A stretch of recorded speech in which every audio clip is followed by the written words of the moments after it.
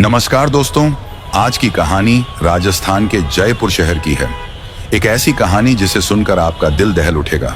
सुबह के समय जयपुर के आमेर चौराहे पर ट्रैफिक का भारी हंगामा था। हॉर्न की आवाजें, गाड़ियों की लंबी कतारें और लोगों की बेचैनी माहौल को और भी बोझिल बना रही थी। इन्हीं गाड़ियों में एक सफेद रंग की चमचमाती फॉर्च्यूनर कार भी फंसी हुई थी।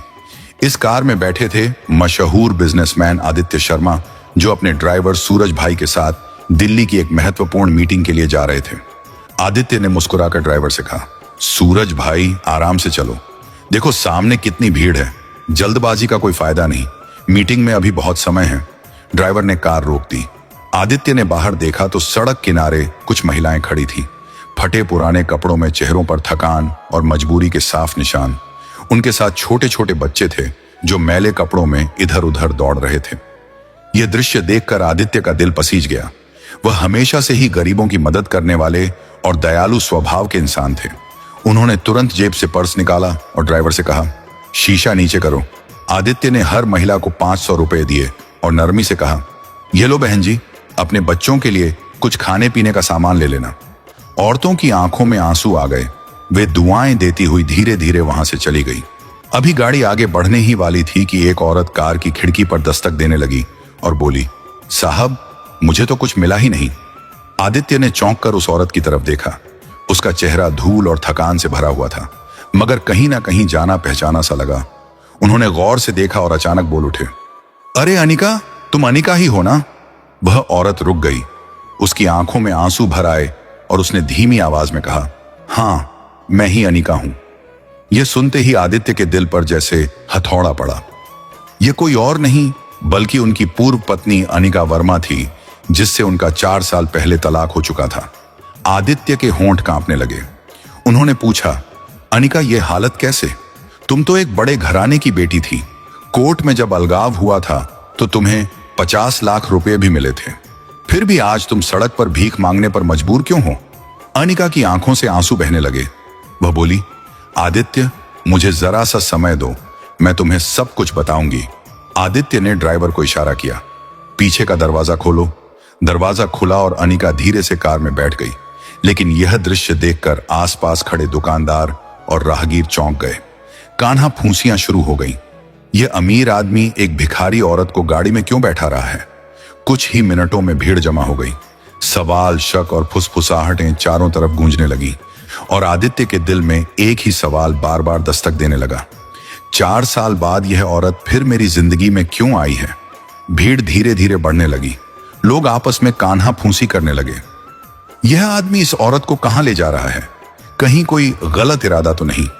वहीं पर खड़ी कुछ महिलाएं जो पहले भीख मांग रही थीं, भी आगे आ गईं। उन्होंने अनिका से सवाल किया, तुम इस आदमी के साथ क्यों जा रही हो? क्या यह तुम्हें जबरदस्ती ले जा रहा है? वहां खड़ा हर शख्स आदित्य पर शक की नजर डाल रहा था और कुछ लोग सीधे कहने लगे, भाई साहब आप ये क्या कर रहे हैं? ये सब देखकर अनिका तुरंत बोली, रुकिए, ये मेरे पूर्व पति आदित्य शर्मा हैं। मैं अपनी मर्जी से इनके साथ जा रही हूं। ये मुझ पर कोई जबरदस्ती नहीं कर रहे। अनिका की बात सुनकर भीड़ थोड़ी शांत हुई, लेकिन कानाफूसी अब भी बंद नहीं हुई थी। कुछ लोग कह रहे थे, यह तो बड़ा आदमी लगता है, इसने इस गरीब औरत को अपनी कार में क्यों बिठाया? जरूर कोई बात है। आदित्य ने यह सब सुना तो गुस्सा आया, लेकिन उन्होंने खुद को शांत रखा, क्योंकि वे जानते थे कि अगर बहस की तो मामला और बिगड़ जाएगा। उन्होंने अनिका से कहा, चलो हम यहां से निकलते हैं।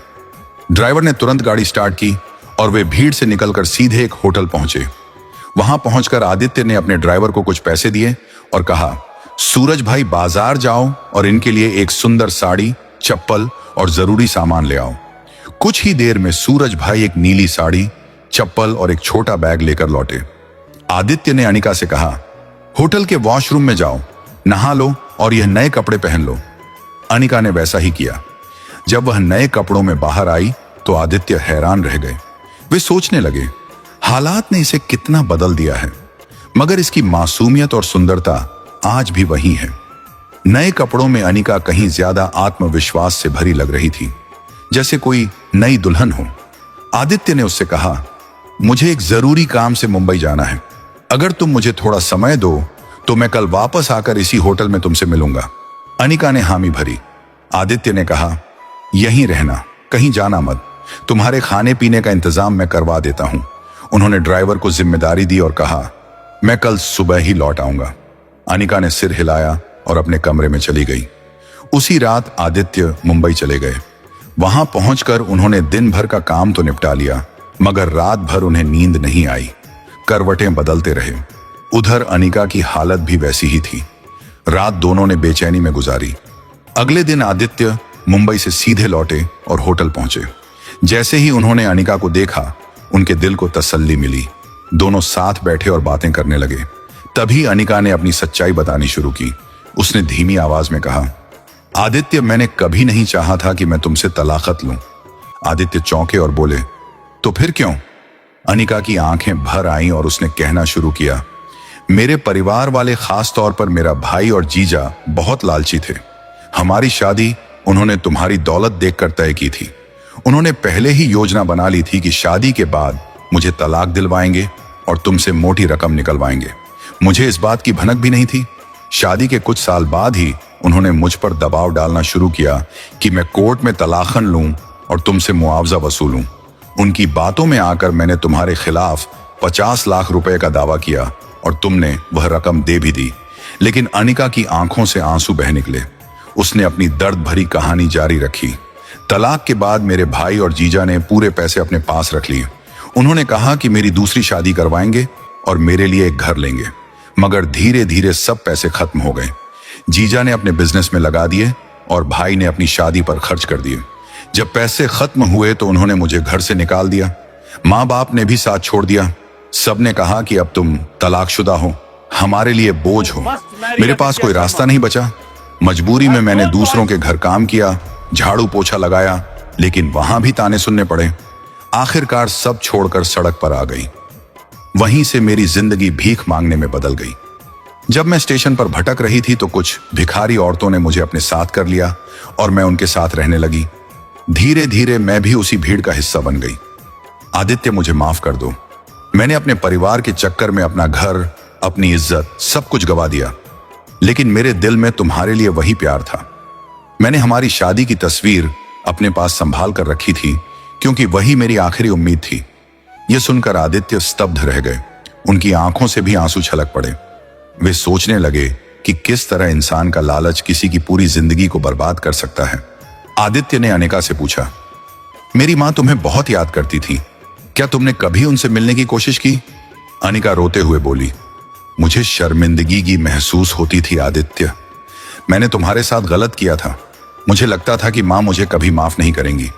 दोनों की बातें करते करते आज रात मुझे मुंबई में एक और मीटिंग है। मैं निकल रहा हूं। अगर तुम मुझे अपना पता दे दो तो मैं लौटकर तुमसे वहीं आकर मिलूंगा। अनिका ने अपने किराए के छोटे से कमरे का पता लिखवाया और आदित्य मुंबई रवाना हो गए। वहां दिन भर का काम तो उन्होंने निपटा लिया, मगर रात उनकी आंखों में कटी। करवटें बदलते रहे और बस अनिका के बारे में सोचते रहे। वे सोचते रहे अनिका ने गलती की थी, लेकिन उसका दिल आज भी साफ है। असल दोष तो उसके घर वालों का था, जिन्होंने उसे बहकाया। क्या मैं उसे एक और मौका दे सकता हूं? उधर अनिका भी अपने कमरे में बेचैन पड़ी रही। वह सोच रही थी, आदित्य ने मुझे इतना सम्मान दिया, लेकिन क्या मैं वाकई इसके लायक हूं? अगले दिन आदित्य जल्दी जल्दी अपना काम खत्म करके जयपुर लौटे और सीधे उस पते पर पहुंचे। मगर वहां पता चला कि अनिका फिर गणेश चौराहे पर भीख मांगने चली गई है। आदित्य चौराहे पर पहुंचे और उसे ढूंढ निकाला। अनिका उन्हें देखकर हैरान रह गई। आदित्य ने कहा, अनि मेरे साथ चलो। वे उसे अपनी कार में बिठाकर उसके कमरे की ओर ले गए। छोटा सा कमरा, एक पुराना बेड, टूटी फूटी चीजें और दीवार पर टंगी उनकी शादी की तस्वीर। आदित्य उस तस्वीर को देखकर ठिठक गए और बोले, हमारा तलाका तो 4 साल पहले हो चुका था, फिर यह तस्वीर क्यों? अनिका फूट फूट कर रो पड़ी और बोली, आदित्य, मैंने तुम्हें कभी तलाक देना नहीं चाहा था। मुझे मेरे परिवार ने बहकाया। मैं आज भी तुमसे उतना ही प्यार करती हूं जितना शादी के दिन करती थी। यह तस्वीर मेरी एकमात्र उम्मीद थी। इसी को देखकर मुझे तसल्ली मिलती थी कि शायद एक दिन सब ठीक हो जाए। आदित्य का दिल पिघल गया।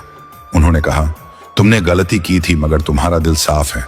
मैं तुम्हें माफ करता हूं, लेकिन अब हम कानूनी तौर पर अलग हैं। मैं तुम्हारी मदद जरूर करूंगा। फिर आदित्य ने कहा, मेरी मां तुम्हें बहुत याद करती हैं। क्या तुम उनसे बात करना चाहोगी? अनिका की आंखें चमक उठी। उसने कहा, हाँ आदित्य, मुझे माँ से बात करनी है। आदित्य ने तुरंत अपनी माँ को फोन लगाया और कहा, माँ, अनिका मिल गई है, उसे बात करो। माँ की आवाज सुनते ही अनिका फूट फूट कर रोने लगी। माँ ने कहा, बेटी तुम कहाँ थी? मैंने तुम्हें कितना याद किया। अनिका बोली, माँ मैंने बहुत बड़ी गलती की, क्या आप मुझे माफ कर देंगी? माँ तुरंत बोली, बेटी गलतियां इंसान से ही होती हैं, तुम मेरी बहू हो, मैं तुम्हें हमेशा प्यार करती थी। आदित्य, उसे घर ले आओ। माँ की बात आदित्य टाल ना सके। उन्होंने अनिका से कहा, चलो मेरे साथ घर चलो। अनिका थोड़ी हिचकिचाई, मगर आदित्य ने उसे भरोसा दिलाया और अपनी कार में बिठाकर घर ले आए। घर पहुंचते ही उनकी माँ आरती की थाली लेकर खड़ी थी। उन्होंने पूरे मन से अनिका का स्वागत किया। सास और बहू गले लगकर फूट फूट कर रो पड़ी। माँ ने अनिका का माथा चूमा और कहा, बेटी तुम वापस आ गई हो, अब सब ठीक हो जाएगा। आदित्य ने माँ से कहा, माँ इसने मुझसे 50 लाख लिए थे, क्या इसे फिर से अपनाना सही है? माँ ने जवाब दिया, बेटा अगर सुबह का भूला शाम को घर लौट आए तो उसे भूला नहीं कहते, गलतियां इंसान से ही होती हैं। अगर यह पछता रही है तो इसे माफ कर दो। आदित्य ने अनिका को माफ कर दिया और अपने बिजनेस में उसे एक छोटी सी जिम्मेदारी दी ताकि वह आत्मनिर्भर बन सके। धीरे धीरे अनिका ने अपना आत्मविश्वास फिर से पाया और आदित्य और अनिका दोनों ने मिलकर प्यार और भरोसे के साथ नई जिंदगी शुरू की। दोस्तों, यह कहानी हमें यह सिखाती है कि रिश्तों की कीमत पैसे से नहीं बल्कि भरोसे और मोहब्बत से होती है। अनिका के परिवार का लालच उसे सड़क पर ले आया, मगर आदित्य की दयालुता और माफी ने उसे नया जीवन दिया। लालच इंसान को बर्बाद कर देता है, लेकिन इंसानियत और माफ करना टूटे रिश्तों को भी जोड़ देता है। और इस कहानी का दूसरा सबक यह है कि इंसान की इज्जत उसके हालात से नहीं बल्कि उसके दिल से तय होती है। आदित्य ने अनिका को सड़क पर भीख मांगते देखा, लेकिन उसके अतीत को नहीं बल्कि उसके इंसान होने की कीमत को पहचान।